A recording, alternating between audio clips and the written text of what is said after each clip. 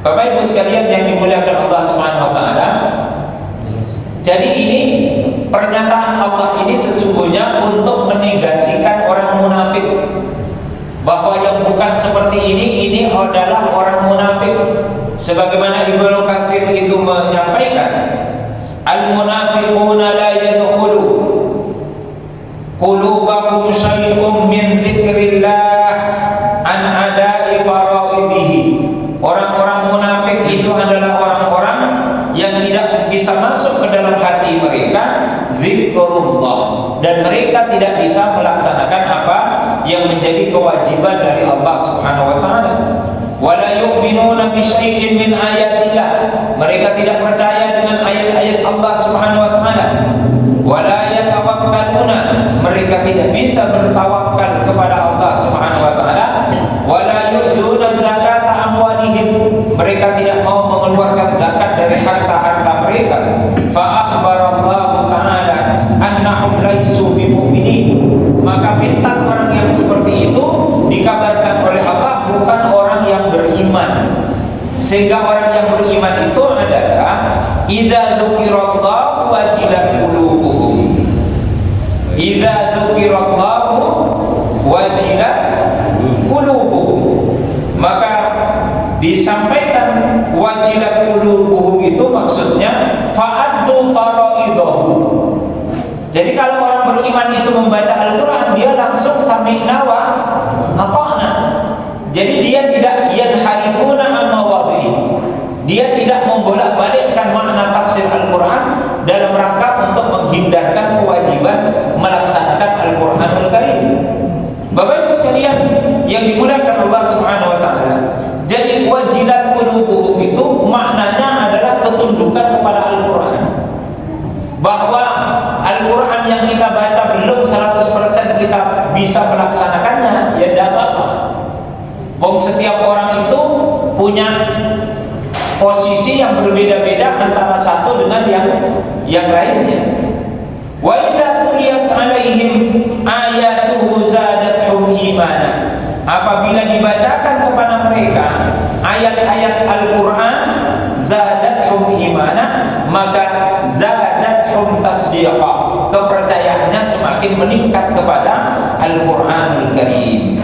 Oleh karena itulah Bapak Ibu sekalian yang dimuliakan Allah Subhanahu wa taala, kalau digabungkan antara wajilat qulubuhum dengan tuliyat, idza tuliyat 'alaihim ayatuhu, maka orang membaca Al-Quran seperti di dalam kitab Syama'ilun Nabi, seperti yang dipersaksikan oleh istri Rasulullah, bahwa Rasulullah itu yang yaqra'ul Qur'ana yasira, ringan. Rasulullah itu membaca Al-Quran ringan, wa yuqatta, dan terputus-putus, artinya tidak memaksakan nafas kita. Kalau nafasnya pendek ya baca pendek-pendek, jangan nafasnya pendek dipaksakan pengen bacanya panjang. Yuqatta, jadi pendek-pendek saja. Bismillahirrahmanirrahim, alhamdulillahi rabbil alamin, arrahmanirrahim. Kan bisa dibaca alhamdulillahi rabbil alamin, arrahmanirrahim, maliki yaumiddin, iyyaka na'budu, dan seterusnya. Tetapi Rasulullah membacanya itu pendek-pendek atau yuqatta, terputus-putus. Yang kedua, yaqra'ul Qur'ana ma'nawiyya wa tafsira. Rasulullah membaca Al-Quran itu sambil memahami makna dan kandungan tafsir dari Al-Quranul Karim. Sehingga kalau Al-Quran itu diambil maknanya, difahami tafsirnya, maka dengan mudah kita bisa mempraktekkan Al-Quran di dalam kehidupan sehari-hari. Sehingga yang ketiga Bapak Ibu sekalian, Aisyah radhiyallahu anha itu menegaskan bahwa akhlaknya Rasulullah itu adalah Al-Quran. Jadi praktek hidup dari Al-Quran itu adalah sunnah Rasulullah Muhammad sallallahu alaihi wasallam. Jadi kalau orang ingin mencari praktek hidup dari Al-Quran, yuk baca sunnah, baca hadis. Karena khuluquhul Quran, akhlaknya Rasulullah itu adalah Al-Quran. Cara jual beli, cara beribadah, cara memperlakukan keluarga, cara memperlakukan tetangga, tentang hukum waris, cara memperlakukan jenazah, itu semua praktek hidupnya ada pada zaman Rasulullah Muhammad sallallahu alaihi wasallam. Sehingga Quran dan Sunnah itu satu paket yang nggak bisa dipisah-pisahkan. Jadi kalau ada orang mengatakan dia hanya butuh Quran, tidak butuh dengan Sunnah, mereka lah yang disebut dengan ingkarus sunnah wal jamaah. Mereka ingkar kepada Sunnah. Karena kalau dia tidak membaca Sunnah, Quran mengatakan aqimus shalah, salatlah kamu. Tetapi bagaimana kita salat? Tentu mengikuti praktek dari Rasulullah Muhammad sallallahu alaihi wasallam. Nah, akibat orang itu hanya ikut dengan Quran saja, tidak mau dengan Sunnah, itu kemudian muncul aliran kebatinan. Pokoknya sholat itu zikir, mengingat Gusti Allah, itu sudah sholat. Nah itu kan tidak benar. Eling kaulo. Nah, wallahu a'lam bishawab. Jadi kira-kira seperti itu. Jadi tidak bisa. Syariat Quran itu harus dilengkapi dengan Sunnah. Sehingga kalau ada orang transaksi keuangan, bagaimana praktek hidupnya Rasulullah? Ketika orang masuk di dalam hubungan pinjam meminjam uang, bagaimana Rasulullah mempraktekkannya? Sehingga Sunnah itu adalah contoh hidup dari Al-Qur'anul Karim.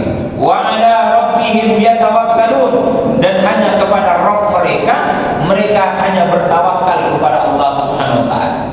Seorang sahabat datang ke Masjid Nabawi bawa unta. Lalu kemudian oleh sahabat tadi untanya dilepas begitu saja di luar Masjid Nabawi. Ketika dia masuk ke dalam masjid ditegur oleh Rasulullah. Ya wahai sahabatku, kenapa untamu tidak kamu tali ke pohon atau kamu tali ke tempatnya, tetapi kamu biarkan begitu saja untamu di luar Masjid Nabawi? Apa jawabnya sahabat itu? Tawakkaltu 'ala Allah ya Rasulullah, saya bertawakal kepada Allah Subhanahu wa taala. Ketika sahabat tadi mengatakan tawakkaltu 'ala Allah, maka dipeganglah tangannya oleh Rasulullah, dibawa dia, tangan orang ini dibawa keluar Masjid Nabawi, kemudian diambilkan tali yang kemudian ditalikan kepada unta, lalu ditalikan kepada kepada benda yang tertanam di bumi. Setelah ditali dengan kuat, barulah Nabi mengatakan fatawakkal 'ala Allah, barulah setelah ini kamu bertawakal kepada Allah Subhanahu wa taala. Jadi bertawakal itu puncak dari ikhtiar, itu namanya tawakal. Lah kalau orang belum ikhtiar, bro, kamu itu miskin, boyan kerja, wes tawakal karo Gusti Allah, pancen takdire wis takdir miskin, ya miskin terus. Jadi tidak bisa. Tawakal itu adalah puncak dari orang berikhtiar. Hasilnya fa idza azamta fatawakkal 'ala Allah. Tetapi harus ada unsur ikhtiar dulu. Ada kerja akal, ada kerja rasa, ada cita, ada rasa, ada karsa. Itu dulu yang dilakukan. Hasil dari ikhtiar barulah